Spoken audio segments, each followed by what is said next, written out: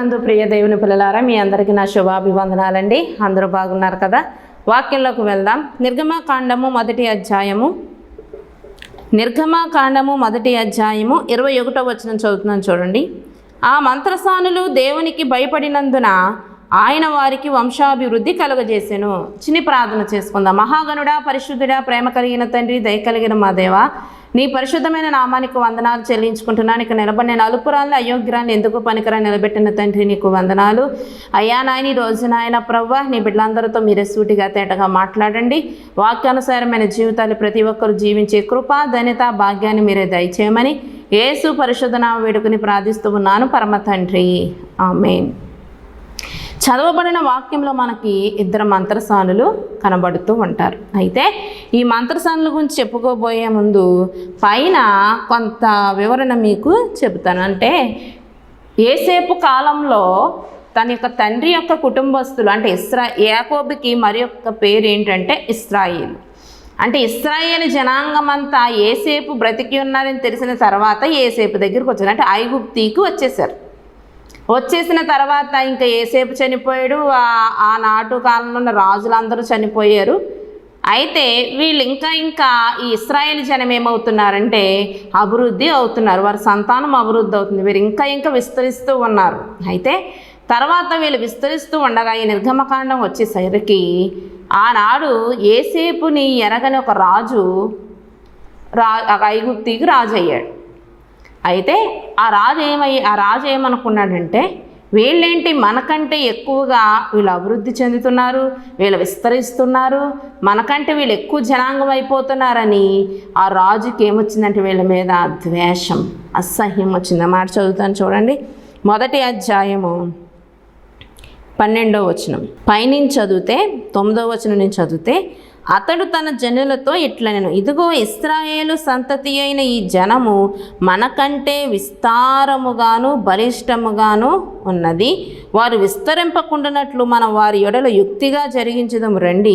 లేని ఎడల యుద్ధము కలుగునప్పుడు కూడా మన శత్రువులతో చేరి మనకు విరోధంగా యుద్ధము చేసి ఈ దేశము నుండి వెళ్ళిపోదురేమో అనెను. కాబట్టి వారి మీద పెట్టిన భారములలో వారిని శ్రమ పెట్టుటకు వెట్టి పనులు చేయించు అధికారులు వారి మీద నియమింపగా, వారు ఫరో కొరకు ధాన్యాదులను నిల్వ చేయు పీతోము, రామాసేన పట్టణములను కట్టిరి. అయినను ఐగుప్తీలు వారిని శ్రమ పెట్టిన కొలది వారు విస్తరించి ప్రబలిరి గనుక వారు ఇశ్రాయేలు ఎడల అసహ్యపడిరి. చూసారా, రాజు ఏమంటారు, ఈ జనం ఏంటి మనకంటే విస్తారంగా ప్రబలిపోతున్నారు, బలిష్ఠులైపోతున్నారు. అలా కుదరదు. వీళ్ళు విస్తరించకుండా, వీళ్ళ సంతానం అభివృద్ధి అవ్వకుండా వీళ్ళ మీద మనం ఏం చేయాలి? ఒత్తిడి పెట్టాలి, పని ఒత్తిడి పెంచాలి. వీళ్ళు ఇంకా శ్రమ పెట్టాలి, వీళ్ళు ఇంకా అధికంగా శ్రమ పెట్టాలనంట. పని ఒత్తిడి ఎక్కువ పెంచేశారంటండి. వాళ్ళు ఇంకా హింసించేశారంట, ఇంకా దారుణమైన వెట్టి చాకరీలు చేయించేశారంట. అయినా కొలది వాళ్ళ మనం చదువుకున్న వారు శ్రమ పెట్టిన కొలది వారు విస్తరించి ప్రబలిరి గనక వారు ఇశ్రాయేలీయుల ఎడల అసహ్యపడిరి. వాళ్ళు విస్తరిస్తూ ఉంటే ఈ ఐగుప్తు రాజుకి ఏమొచ్చేసిందంటే వాళ్ళ మీద అసహ్యం, ఈర్ష్య, ద్వేషం, కోపం వచ్చేసింది. అంతే కదండి. కొంతమంది చూడండి, వాళ్ళు అంతకంతకు అభివృద్ధి అవుతూ ఉంటారు. అప్పుడు దాకా వాళ్ళు దీనస్థితిలో ఉన్న వాళ్ళు అప్పటికే వాళ్ళ యొక్క పంట పొలం వలన దేని వల్ల సంథింగ్ మొత్తానికి దేవుడు దీవించగా వాళ్ళు ఏమవుతారంటే అంతకంతకు అభివృద్ధి అవుతారు. చక్కని బిల్డింగ్ కట్టేసుకుంటారు, పొలాలు కొనేసుకుంటారు, కార్లు, ఇల్లులు, ఇంకా బంగారులు అన్నీ కొనుక్కునేటప్పటికి ఈ పక్క వాళ్ళకి ఏమొచ్చేస్తుంది?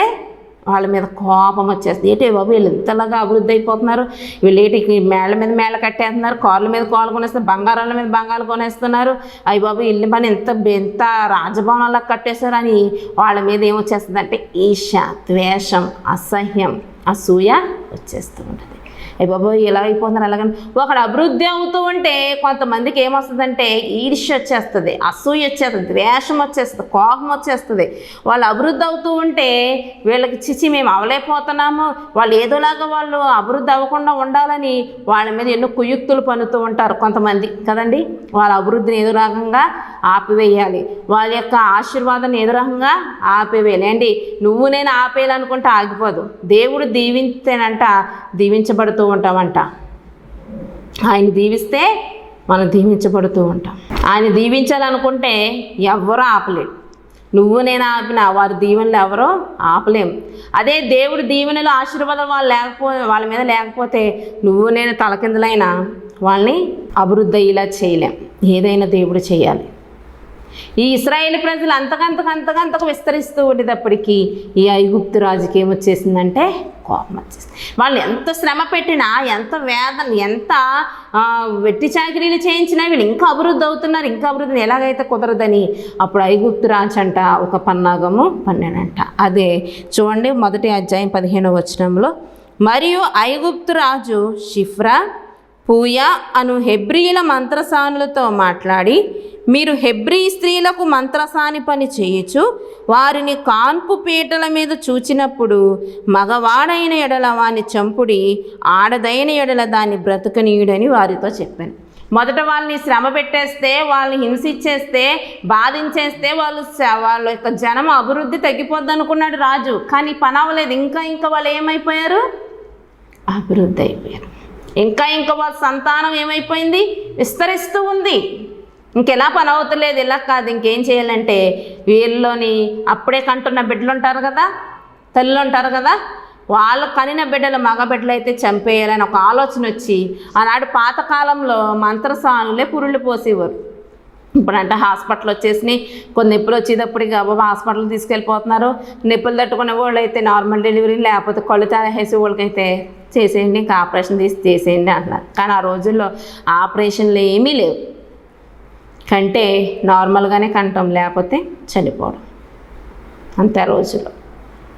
అయితే ఈ మంత్రసానులకి ఐగుప్తు రాజు ఒక మాట చెప్పాడంట, హెబ్రీ స్త్రీలకు మీరు మంత్రసాని పని చేస్తారు కదా, అయితే వారు కానుపు పీటల మీద ఎప్పుడైతే ఎవరికైతే మగబిడ్డ పుడతాడో ఆ మగబిడ్డ అయితే వెంటనే చంపేయండి, ఆడబిడ్డనైతే బ్రతకనివ్వండి అని చెప్పాడంట. అయితే ఆ మంత్రసానులు ఆ మాట చెప్పినప్పుడు ఏ మాట మాట్లాడలేదంట. అయితే తర్వాత వాళ్ళు ఏం చేశారంటే రాజు మాట వినలేదు. ఎవరి మాట విన్నారో చూడండి, 17వ వచనం. అయితే ఆ మంత్రసానులు దేవునికి భయపడి, ఒక బిడ్డను చంపడం అంటే అది నరహత్య చేయడమే. అటువంటి పాపపు కార్యము ఈ మంత్రసానులు చేయాలనుకోలేదు. ఎందుకంటే ఎవరు చూసినా చూడకపోయినా దేవుడు చూస్తాడు. మేము చేసేది తప్పో రాంగో, మేము చేసేది పాపమో కాదో అన్నది మనుషులు తెలియకపోవచ్చు, మనుషులు చూడకపోవచ్చు, కానీ ఎవరు చూస్తాడు? దేవుడు చూస్తాడు. అంటే దేవుడు చూస్తాడు, దాని తర్వాత యొక్క శిక్ష మరలా మా మీదకే వస్తుంది. కాబట్టి మేము ఒకరి కీడు చెయ్యం, ఒక బిడ్డని చంపాం, మేము దేవునికి భయపడాలి. మనం దేవుడు శిక్ష వేస్తే మనం బ్రతకలేమని ఆ మంత్రసానులు తెలుసుకుని ఎవరికి భయపడ్డారంట? దేవునికి భయపడ్డారు. ఎవరికి భయపడలేదు? రాజుకి భయపడలేదు. మత్తయి సువార్త 10:28లోనండి ఒక మాట ఉంటుంది, చదివిస్తాను చూడండి. మరియు ఆత్మను చంపనేరక దేహమును చంపువారికి భయపడుకుడి కానీ ఆత్మను దేహమును కూడా నరకములో నశింపజేయగలవానికి మిక్కిలి భయపడుడి అని దేవుని వాక్యం సెలవిస్తుంది. ఏంటంట? ఆత్మను చంపనేరక దేహాన్ని చంపేవారికి భయపడకుడి. అంటే ఈ మనుషులు మన ఆత్మను చంపలేరు, మన శరీరాన్ని అంటే ఈ దేహాన్ని చంపగలరు అంతే. మన ఆత్మను వాళ్ళు ఏమైనా చేయగలరా? చేయలేరు. రేపొద్దున వెళ్ళేది ఆత్మ నరకానికి వెళ్ళేది ఆత్మ తప్ప శరీరం కాదు కదా. ఆత్మను చంపనేరకని ఈ దేహాన్ని చంపే వారికి భయపడకూడదు. అంటే మనుషులకు భయపడద్దు. ఈరోజు చాలామంది ఎవరికి భయపడుతున్నారో తెలుసా? మనుషులకే భయపడుతున్నారు. దేవుడికి ఎవ్వరు భయపడతలేదు. కొంతమంది భయపడుతున్నారు. కొంతమంది దేవుడు అంటే భయం ఉంటుంది, కొంతమంది మనుషులను లెక్క చేయరు. కానీ ఈ రోజులో ఎక్కువ మంది మనుషులకు భయపడుతున్నారు కానీ దేవునికి భయపడటం లేదు. దేవుడు అంటే భయం లేదు. దేవుడు అంటే భయం అంటే ఈ పాపాలు ఎందుకు, ఈ ఘోరాలు ఎందుకు, ఈ హత్యలు ఎందుకు, ఈ మానభంగాలు ఎందుకు అండి? దేవుడు అంటే భయం లేదు వాళ్ళకి.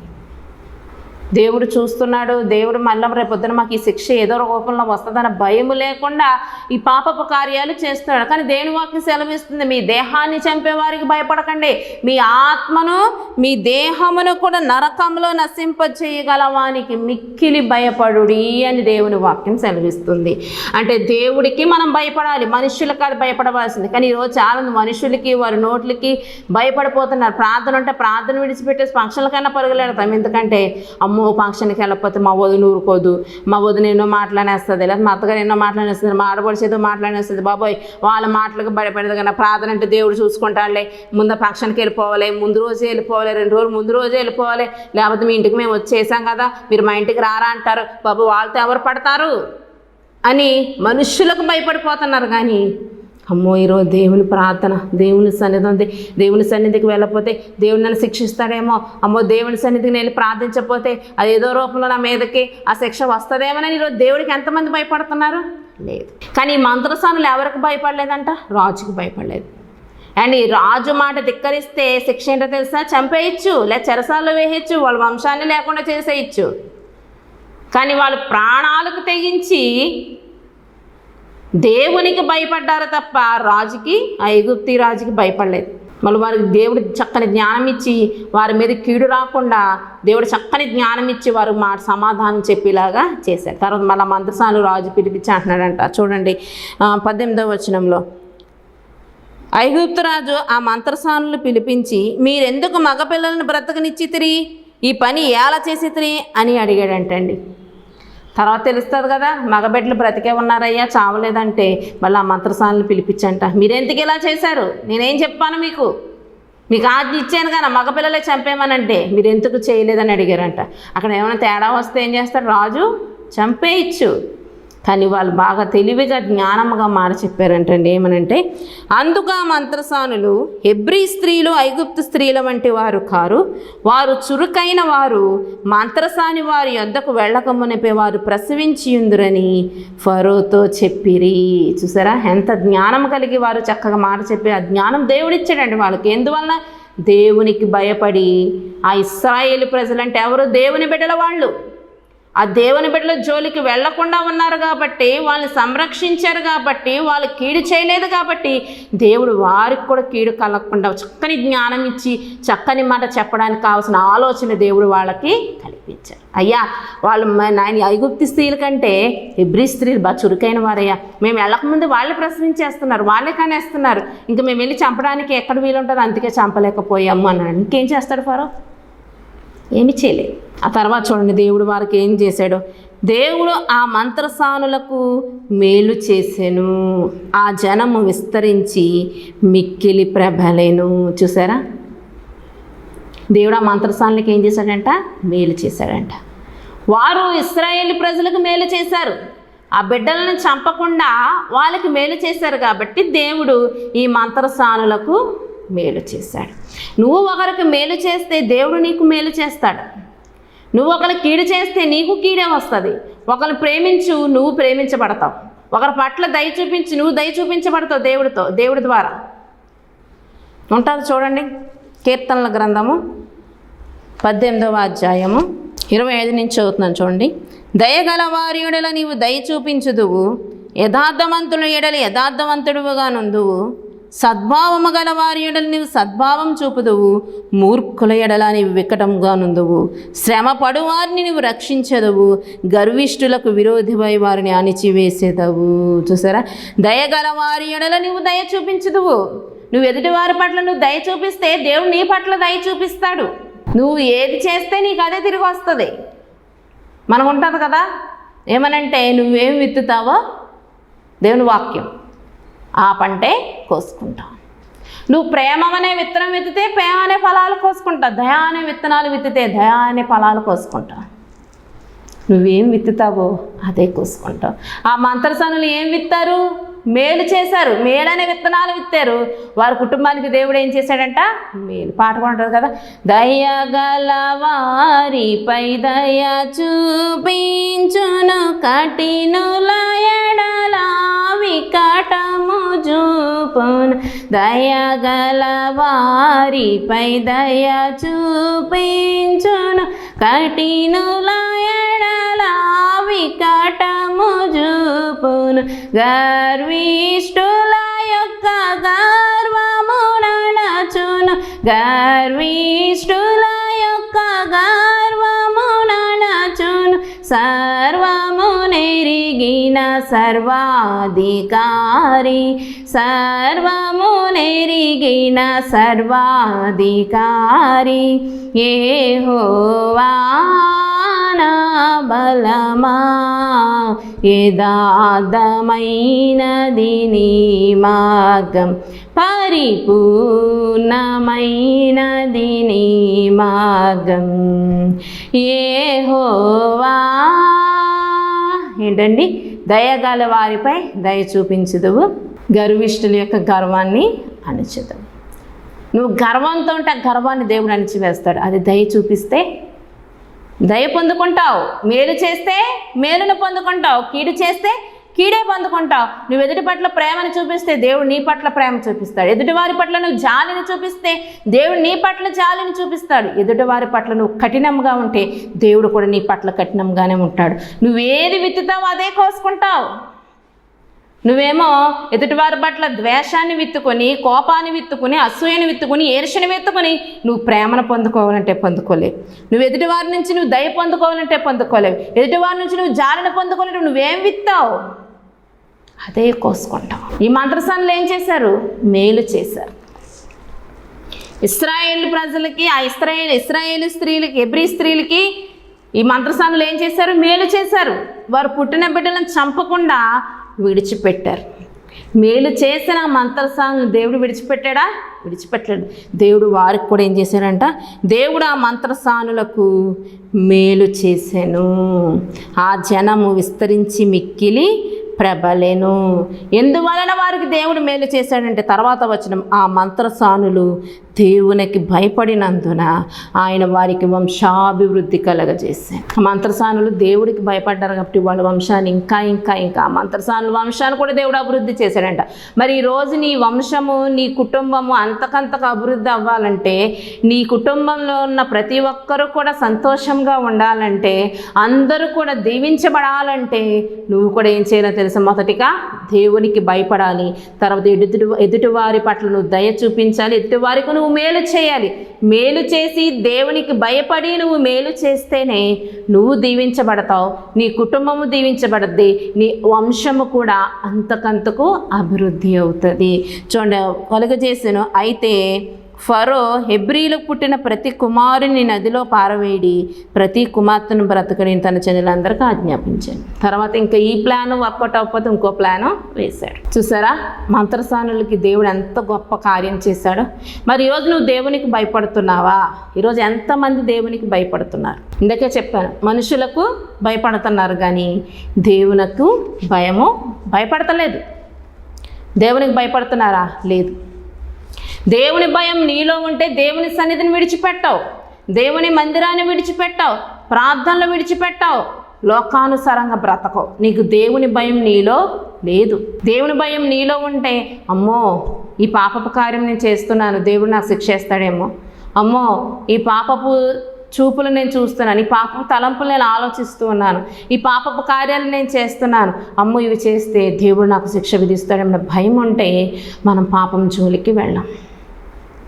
దేవుడు అంటే భయం ఉంటే అసలు దేవుని సన్నిధిని కానీ దేవుని కానీ విడిచిపెట్టాలి.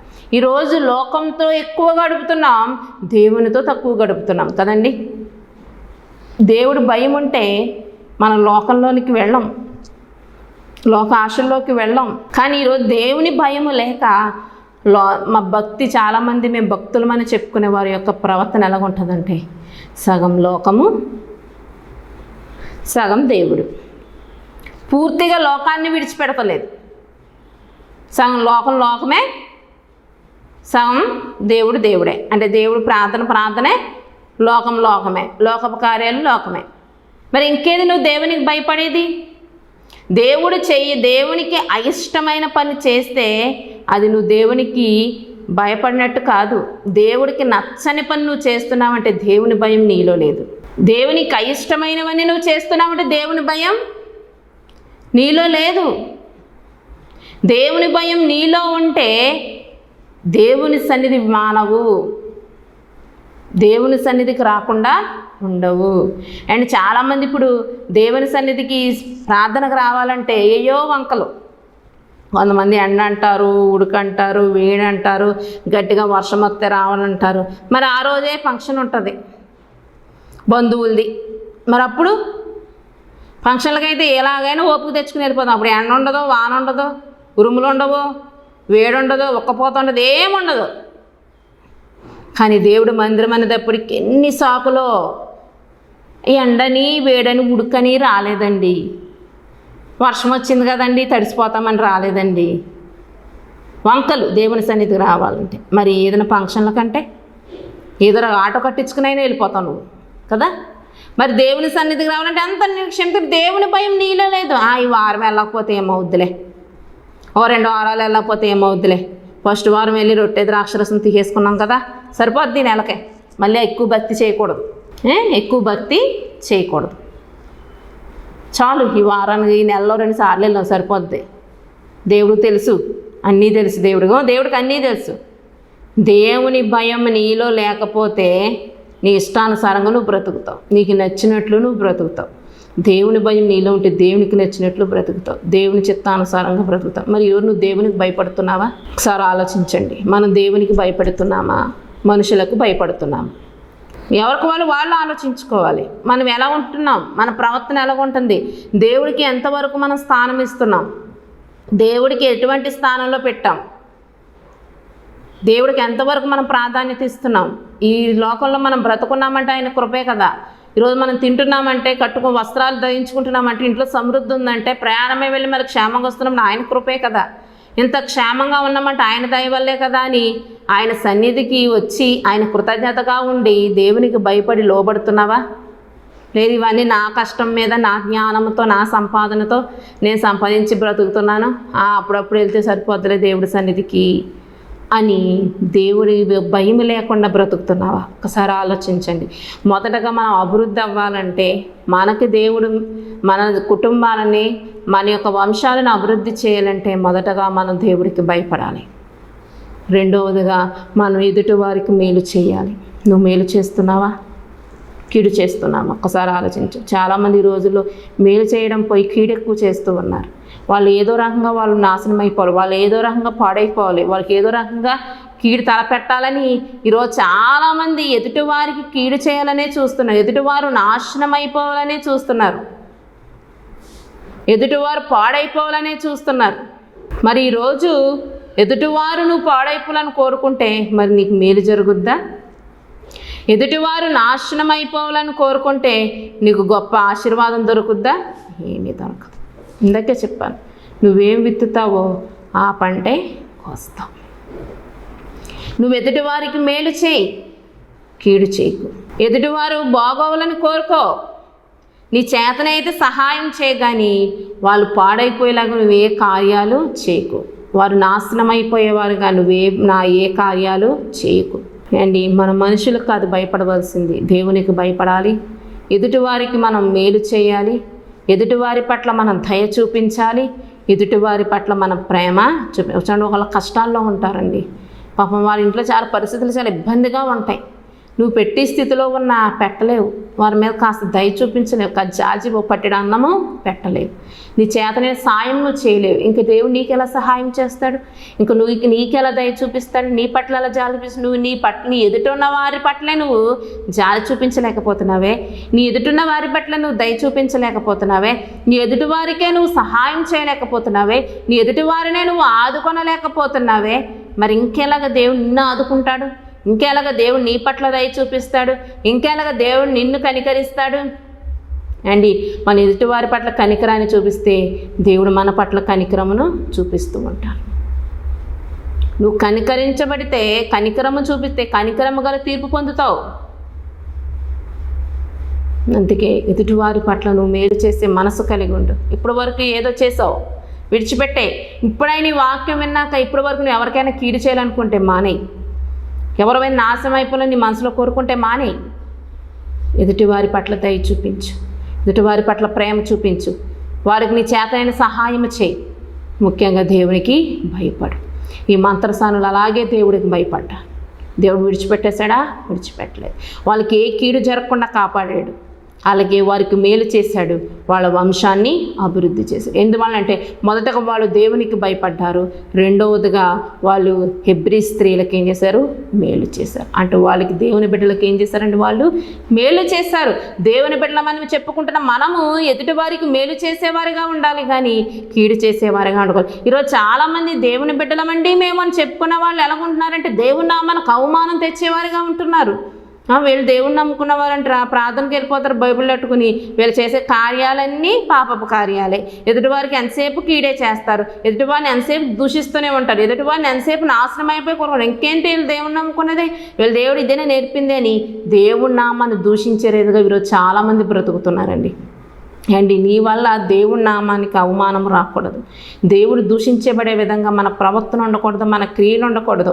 మనల్ని చూస్తే అమ్మో వీళ్ళెంత దేవుని బిడ్డలురా, ఎంత దయాహృదయులురా, ఎంత చక్కగా వారికి నాయన మేలు చేస్తున్నారా, వాళ్ళకి ఎంతగా హెల్ప్ చేస్తున్నారా, వాళ్ళు ఎంతగా ఆదుకుంటున్నారా, వీళ్ళ దేవుడు గొప్పోడ్రా, వీళ్ళ దేవుడు భలే చెప్పాడురా, వీళ్ళు భలే నడిపిస్తున్నాడని మన దేవుని యొక్క నామానికి ఘనత రావాలి. మన దేవుడు మహిమపరచబడాలి. అక్కడ మనం చేసే క్రియలు బట్టి, మనం మాట్లాడే మాటను బట్టి, మనం చూపించే ప్రేమను బట్టి కానీ మన దేవునికి అవమానం రాకూడదు, మన దేవుని నామానికి అవమానం రాకూడదు. ఈ మంత్రస్థానుల వల్ల మన హెబ్రీ స్త్రీలకి మేలు జరగడం వల్ల దేవుడు వాళ్ళకి మేలు చేశాడు. వాళ్ళు దయ చూపించారు కాబట్టి దేవుడు వాళ్ళ పట్ల దయ చూపించాడు, కనికరాన్ని చూపించాడు. మరి ఈరోజు నీ పట్ల దేవుడు దయ చూపించాలన్నా, జాలి చూపించాలన్నా, కనికరాన్ని చూపించాలన్నా, దేవుడు నిన్ను ప్రేమించాలన్నా నువ్వు ఎదుటివారి పట్ల అవే కలిగి ఉండాలి. దేవుడు అన్న నీ శత్రువు ఆకలి కొనొస్తే వాడు భోజనం పెట్టమన్నాడు, దాహం కొనొస్తే మంచినీళ్ళు ఇమ్మన్నాడు, వస్త్రహీనుడే ఇస్తే వస్త్రం ఇమ్మన్నాడు. అంటే వచ్చిన వాడిని శత్రువు అయినా నువ్వు వాడిని ఏం చేయాలి, చేర్చుకోవాలి ప్రేమతో.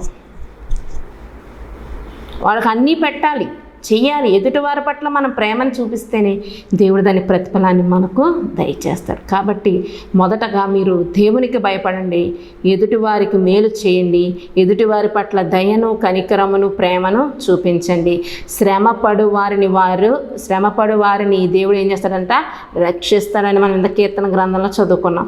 అంటే ఈ ఇశ్రాయేలు ప్రజలు శ్రమ పడుతున్న కొలది దేవుడు వాళ్ళని రక్షిస్తూనే వచ్చాడు. ఈరోజు నువ్వు కూడా ఏ శ్రమలో నలిగిపోతున్నావో ఆ శ్రమల్లో దేవుడికి మొరపెట్టు, ఆయన నేను రక్షిస్తాడు. గర్విష్ఠులుగా ఉండకండి, మూర్ఖులుగా ఉండకండి. అటువంటి వారంటే దేవుడికి ఇష్టం అంటండి. గర్వం వద్దు, మనకి దయ, ప్రేమ, కనికరం, జాలి ఇవే మనం కలిగి ఉండాలి. గర్వం అస్సలు వద్దు. నాశనానికి ముందు గర్వం నడుస్తుందంట. కాబట్టి గర్విష్ఠులుగా ఉండొద్దు, నాశనాన్ని కొని తెచ్చుకోవద్దు.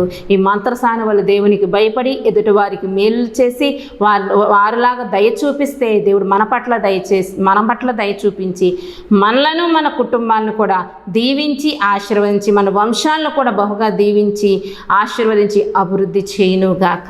ఆమేన్. ప్రార్థన చేసుకుందాం. మహాగణుడా, పరిశుద్ధుడా, ప్రేమ కలిగిన తండ్రి నీకు వందనాలు. అవును, హెబ్రీ స్త్రీలు అలాగే మంత్రస్థానాలు బట్టి నాయన మాకు ఎన్నో చక్కని మాటలు బోధించి ఉన్నావు ప్రభువా. అట్టి రీతిగా నాయన మేము ఎదుటి వారికి నాయన మేలు చేసేవారిగా ఉండాలి, మేము దేవునికి భయపడేవారిగా మా మనసులో ఉండాలి. అట్టి రీతిగా మీరే మాకు సహాయం దయచేయమని, విన్న వాక్యాన్ని ప్రతి ఒక్క బిడ్డ హృదయాలు భద్రపరచమని యేసు పరిశుద్ధ నామమున వేడుకొని ప్రార్థిస్తూ ఉన్నాను పరమ తండ్రి. ఆమేన్. Praise the lord.